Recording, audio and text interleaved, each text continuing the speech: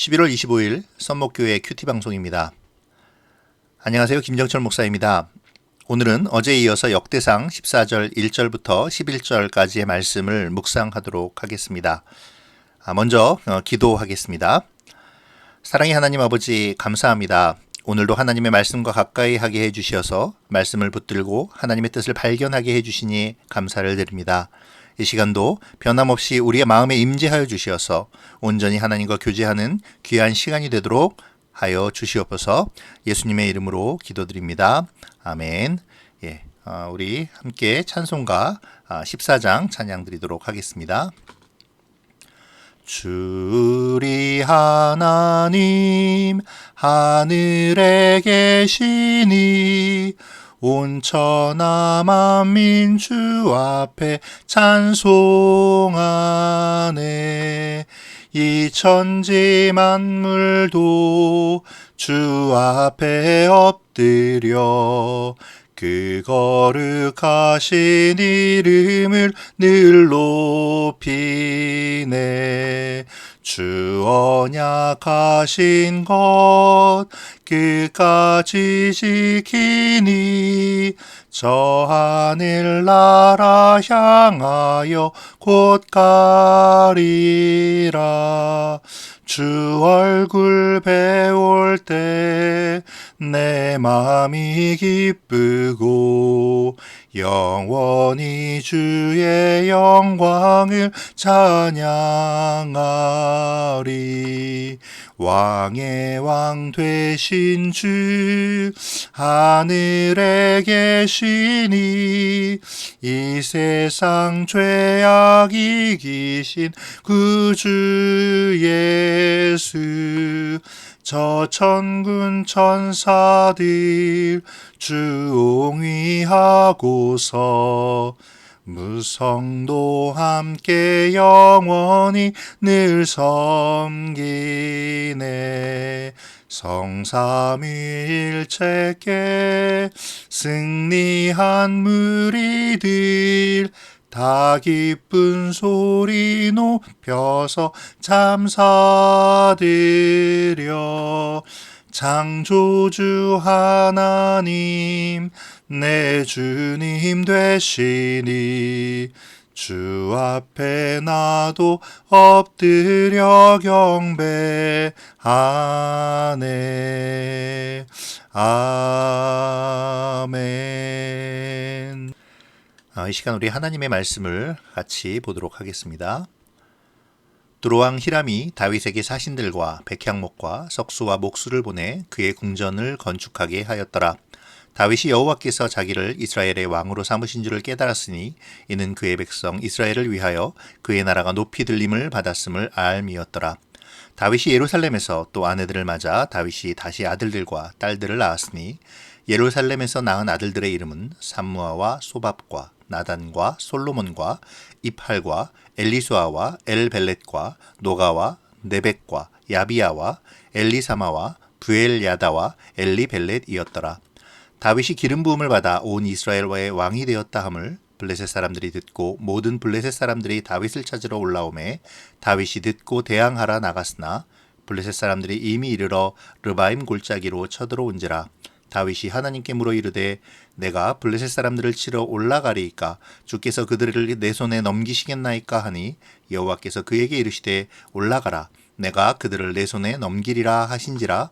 이에 무리가 바알 브라심으로 올라갔더니 다윗이 거기서 그들을 치고 다윗이 이르되 하나님이 물을 쪼갠같이 내 손으로 내 대적을 흩으셨다 하므로 그곳 이름을 바알 브라심이라 부르니라.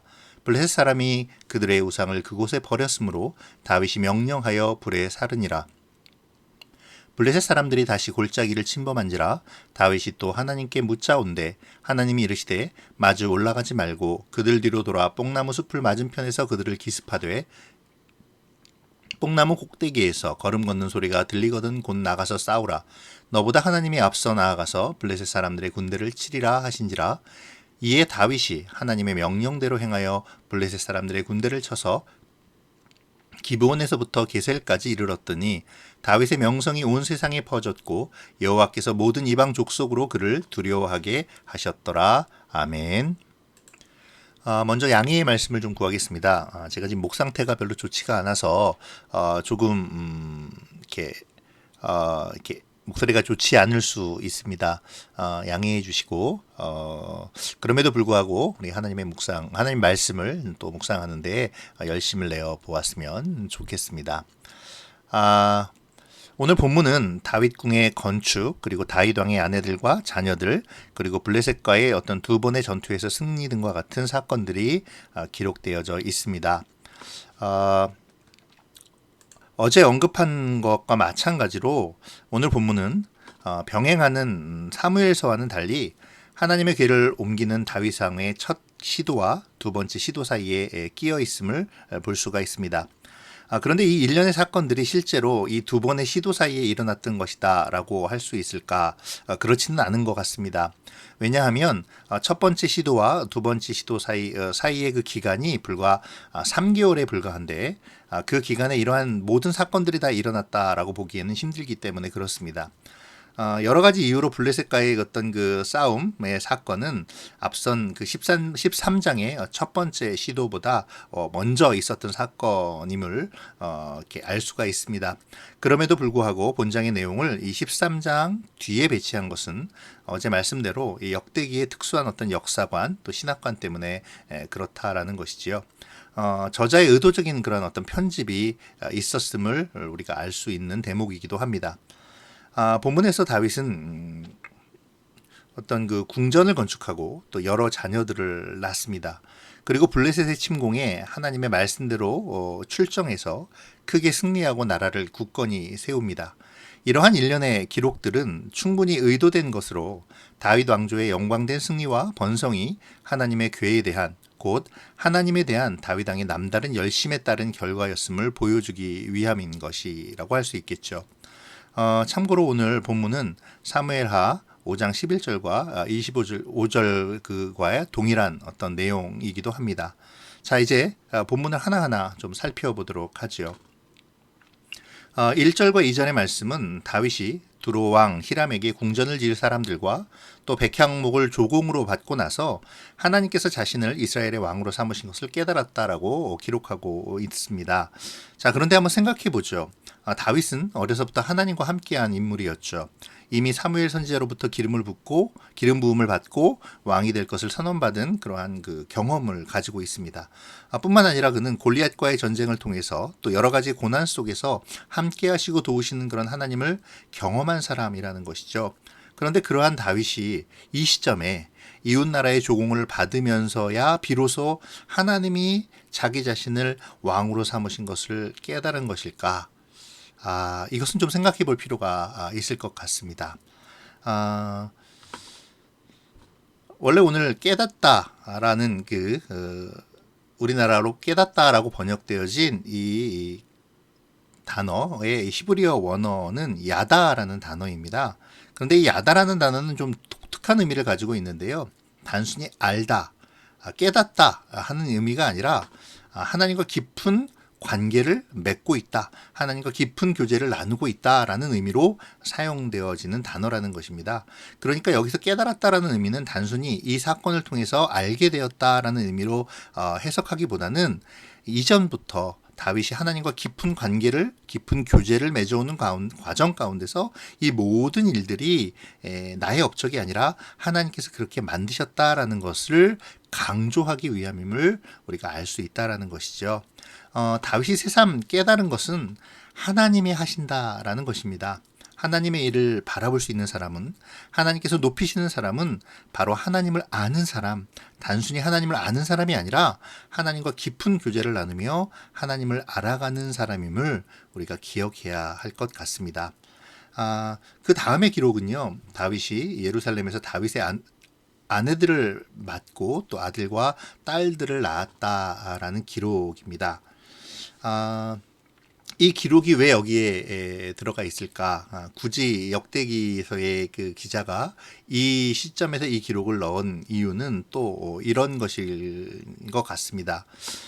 고대 근동지방의 관습에 의하면요, 많은 수의 아내와 자녀들은 그만큼 왕의 권위를 상징하고 있다라는 것이죠.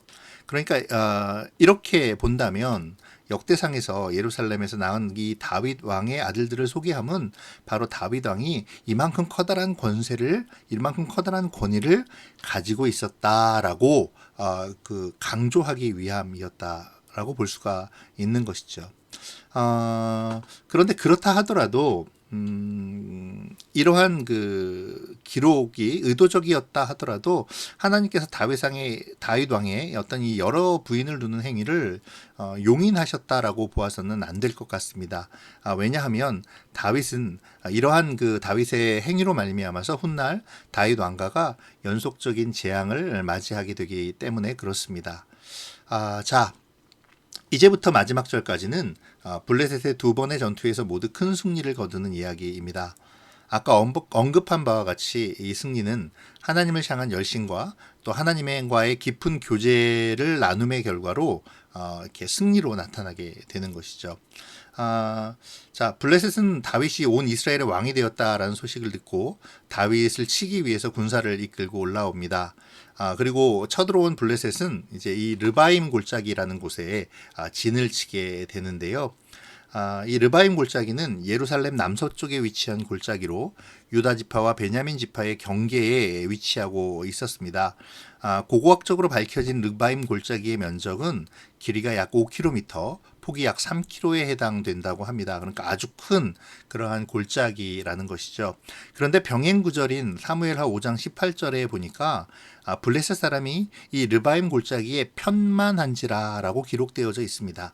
그러니까 편만했다라는 것은 이곳을 가득 메웠다라는 것이지요. 그러니까 이곳을 가득 메운 블레셋 사람들의 블레셋 군사들이 얼마나 많은지를 알 수가 있습니다. 자, 이 위기의 순간에 다윗이 가장 먼저 한 일은 무엇일까요? 다윗이 이 위기의 순간에 가장 먼저 한 일은 하나님의 뜻을 구한 것입니다. 다윗의 이 하나님의 뜻을 구하는 이 물음이 얼마나 간절했는지 한번 보시죠. 다윗이 하나님께 물어 이르되 내가 블레셋 사람들을 치러 올라가리이까 주께서 그들을 내 손에 넘기시겠나이까 하니 주께서 그들을 내 손에 넘기시겠나이까 얼마나 간절하게 하나님 도와주십시오. 하나님 어떻게 할까요? 제가 저들과 지금 싸워도 되겠습니까? 하나님이 저를 도와주시겠습니까? 하나님 저를 도와주십시오. 라는 그러한 어떤 간절한 기도를 하나님께 드렸는지를 알 수 있지요. 이에 대한 하나님의 대답은 바로 바알 브라심이었습니다. 하나님이 물을 쪼갰같이 내 손으로 내 대적을 흩으셨다 하므로 그곳 이름을 바알 브라심이라 부르니라. 하나님께서 함께 하심으로 말미암아 블레셋을 물리치고 난 다음에 다윗이 한 고백입니다. 하나님께 묻고 또 하나님의 그 뜻대로 행하는 사람에게 하나님께서는 그들의 대적을 물을 흩으심처럼 물리쳐 주실 것임을 우리가 또한 기억해야 할 것 같습니다. 다윗은 승리 후에 블레셋군이 놓고 간 우상들을 다 불태워버리라라고 명령을 하지요. 여기에는 이유가 있습니다. 고대 근동 지방에서는 전쟁의 승리를 자신들이 신봉하는 신이 가져다 준다고 믿었습니다. 그래서 당시 사람들은 전쟁 시에 그들이 믿는 신의 신상을 가지고 다녔다라는 것이지요. 블레셋 군대가 자신들이 신봉하는 신들을 새긴 우상들을 놓고 갔다는 것은 그들이 얼마나 다급하게 도망갔는가 하는 것의 반증입니다. 아울러 우상 숭배자들의 최후를 잘 보여주는 또 증거이기도 하지요. 전능하신 하나님 외에 일체의 대상에 의탁하려는 행위는 정말 어리석고 또 어리석은 일이 아닐 수 없습니다. 오늘의 나를 생각해 보았으면 좋겠습니다. 나는 하나님 외에 나의 성공과 승리를 가져다 줄 다른 어떤 것을 의지하려 하는 그러한 마음은 없습니까? 위기의 순간에 우리가 보여야 할 태도가 무엇일까요? 절체절명의 위기 상황 속에서 또 혹은 나의 일생의 선택의 상황 속에서 우리는 하나님의 뜻을 구하고 하나님의 도우심을 바라야 합니다. 하나님께 묻고 하나님께 기도하면서 하나님의 도우심을 잠잠히 기다려야 한다라는 것이지요. 여기서 전쟁이 끝났으면 얼마나 좋았겠습니까? 그런데 블레셋 사람들은 여기서 전쟁을 끝내지 않고 이제 두 번째 침공을 하기 시작합니다. 그들은 아마 앞서의 패배를 만회하기 위해서 더욱더 많은 군사들을 이끌고 쳐들어왔을 것 같습니다. 병행 구절인 사무엘하 5장 22절에 보면은요. 그들은 1차 공격 때와 마찬가지로 르바임 골짜기에 편만하였다라고 기록하고 있습니다. 자, 또 다시 다윗은 위기의 순간을 맞이하게 됩니다. 이때 다윗의 행동은 무엇일까요? 우리가 짐작하는 대로 또 오늘 말씀이 이야기하는 대로 하나님께 다시 묻는 것이죠. 이때도 역시 다윗은 하나님께 물음으로 말미암아 하나님의 뜻을 먼저 구합니다. 거기에 대한 대답으로 하나님은 마주 올라가지 말고 그들 뒤로 돌아 뽕나무 숲을 맞은편에서 그들을 기습하되 뽕나무 꼭대기에서 걸음 걷는 소리가 들리거든 곧 나가서 싸우라라고 말씀하십니다. 여기서 주목해야 될 문장이 하나 있습니다. 뽕나무 꼭대기에서 걸음 걷는 소리라는 문장인데요. 자, 걸음 걷는 소리에 해당하는 히브리어 원어는 차하드라는 단어입니다. 차하드라는 단어는 보조를 맞추어 걷다 혹은 발 맞추어 걷다라는 의미를 가지고 있습니다. 그러니까 여기서 뽕나무 꼭대기에 걸음 걷는 소리라는 이 말은 여호와의 진군 소리, 곧 여호와의 많은 군대가 행군하는 그 발 맞춰서 행군하는 그러한 행군을 의미하는 것이죠. 쉬운 성경은 보다 더 의미를 확실하게 번역하고 있는데요. 뽕나무 밭 위쪽에서 행군하는 소리가 나거든이라고 이 부분을 번역하고 있습니다. 그러니까 하나님께 하나님의 도우심을 구한 다윗에게 하나님은 내가 너를 대신해서 내가 너를 앞서서 싸우겠다. 내가 너의 군대가 될 것이고 내가 너의 강력한 무기가 될 것이다 라고 말씀하고 계시다라는 것이죠. 자, 그런데요. 우리가 다윗의 입장에서 한번 더 이 부분을 생각해 보죠.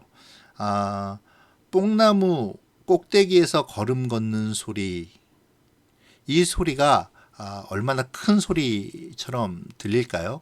뽕나무 위에서 걷는 소리, 나무 위에서 누군가 이렇게 걸어가는 소리가 나무 위를 걷는 그 소리가 얼마나 크게 들릴까요?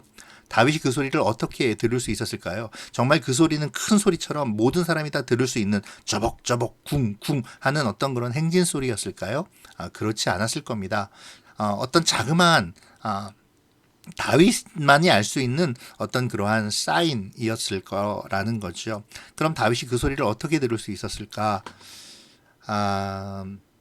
하나님께서 우리의 싸움을 싸우시겠다라는 응답의 소리를 다윗은 야다, 하나님과 깊은 교제의 알을 통해서 들을 수 있었다라는 것이죠.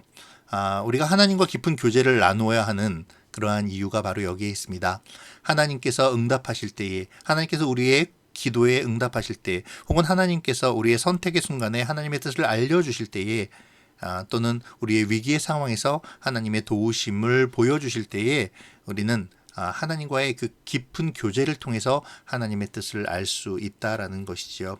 아무것도 하지 않은 상태에서 나의 어려움을 닥쳤을 때, 나에게 어려웠던 선택의 순간이 닥쳤을 때 하나님 도와주십시오. 하나님 어떤 선택을 할까요? 라고 기도하고 그럼에도 불구하고 내게 하나님의 사인이 들리지 않는 것처럼 느껴지는 것은 바로 내 안에 우리가 하나님과의 어떤 깊은 교제가 이렇게 없었기 때문은 아닐까 하는 그러한 생각을 또 해볼 필요가 있을 것 같습니다. 자, 어쨌든 다윗은 하나님의 명령대로 행하여 그들을 게셀까지 몰아내게 됩니다.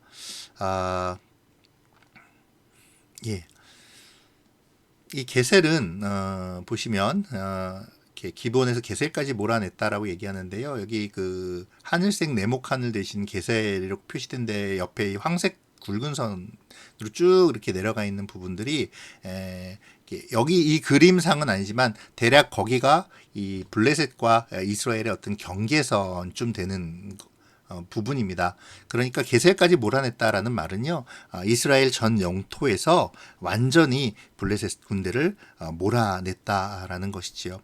특별히 이 게셀까지 몰아냈다라는 것에 특별히 또 우리가 주목해야 될 문장이 하나 있는데요. 뭐냐 하면 다윗이 명한 대로, 하나님이 명한 대로 행하였다라는 것이죠. 이 하나님이 명한 대로 다윗이 하나님 명한 대로 다윗이 행하였다라는 이 단어, 이 문장이 왜 우리가 주목해야 되냐면요. 바로 다윗 왕의 특징적인 행동이기 때문에 그렇고요. 또 다윗 왕조의 번영의 원천이 되기 때문에 그렇습니다. 다윗이 하나님의 말씀하신 대로, 하나님의 뜻대로 그대로 행했다. 그리고 그것이, 그러한 삶이, 그 행동이 하나님의 마음에 합했다. 그러므로 말미암아 하나님께서 다윗에게 복을 주셔서 다윗 왕조의 번영을 이루셨다. 이렇게 우리가 이해할 수 있을 것 같습니다. 그렇게 돼서 결과적으로 최종적으로 어떤 일이 벌어집니까? 17절에 보면 다윗의 명성이 온 세상에 퍼졌고 여호와께서 모든 이방 민족으로 그를 두려워하게 하셨더라라는 말로 오늘 말씀을 마치고 있습니다. 자, 오늘 말씀을 좀 정리해 보죠. 다윗은 하나님과 깊은 교제를 단순간만, 그러니까 그 순간만을 나누고 있었던 것이 아니라 평소에도 깊은 교제를 나누고 있었다라는 것을 오늘 말씀을 통해서 발견할 수 있었습니다. 또 하나님께서는 다윗에게 많은 아내들과 자녀를 얻게 하심으로 말미암아서 또 그것을 기록함으로 말미암아 어떤 다윗의 열심에 의해서 다윗이 어떤 번영하고 있다라는 것을 보여주시는데요. 그러나 이방 풍습대로 권위를 내세우는 이러한 다윗의 행동은 결과적으로는 다윗 왕가의 재앙의 원인이 되었음을 우리가 기억해야 할 필요도 있을 것 같습니다. 무엇보다 다윗은 위기의 순간에서 하나님을 의지했다라는 것이죠. 하나님과 교제하는 사람, 또 하나님께 묻는 사람, 하나님 위기와 선택의 순간에서 하나님을 의지하는 것, 이것이 우리가 본받아야 될 다윗의 믿음이 아닌가 하는 생각을 가져봅니다. 오늘 말씀을 좀 적용해 볼까요? 하나님은 어떤 분이십니까? 나에게 주시는 교훈은 무엇입니까? 여러분 각자 오늘 본문의 말씀을 통해서 하나님의 어떤 분이신지를 찾아보시고 또 여러분들 각자에게 주시는 교훈들을 좀 찾아보셨으면 좋겠습니다. 하나님은 하나님과 깊은 교제를 나누는 사람을 높이시는 분이시고 또 하나님을 신뢰하고 의지하는 자를 지키시는 분이십니다. 또 우리의 기도에 응답해 주시는 분이시기도 하지요. 나에게 주시는 교훈은 하나님과 깊은 교제를 위한 시간을 가져야 한다라는 것이고요. 또 위기의 순간에 하나님께 간절히 기도하며 의지해야 한다라는 것입니다. 또 하나님이 명하시는 대로 행하는 믿음이 있어야 한다라는 것이죠. 오늘 핵심 키워드는 야다라는 단어입니다. 이 야다를 생각하면서 우리 자신을 좀 돌아봤으면 좋겠습니다. 나는 하나님과 깊은 교제를 나누기를 즐거워하고 있는지, 나는 매사에 하나님의 뜻을 구하고 있는지, 오늘 하루 내가 하나님의 뜻을 구해야 할 일은 무엇인지 한번 생각하는 그러한 시간이 되어지기를 소망합니다. 우리 함께 기도하겠습니다. 거룩하신 하나님 감사합니다. 오늘 본문의 말씀을 통해서 하나님께 신실한 자를 높이시며 또 하나님에 대한 열심을 가진 자를 승리하게 하심을 알게 하시니 감사를 드립니다. 오늘의 말씀처럼 우리도 하나님과 깊은 교제를 나누고 매사에 하나님의 뜻을 묻는 하나님을 향한 열정을 드러내는 삶을 살게 하여 주시옵소서. 그러므로 하나님의 인도하심으로 승리를 경험하는 우리 인생이 되기를 원합니다. 감사를 드리며 예수님의 이름으로 기도드립니다. 아멘.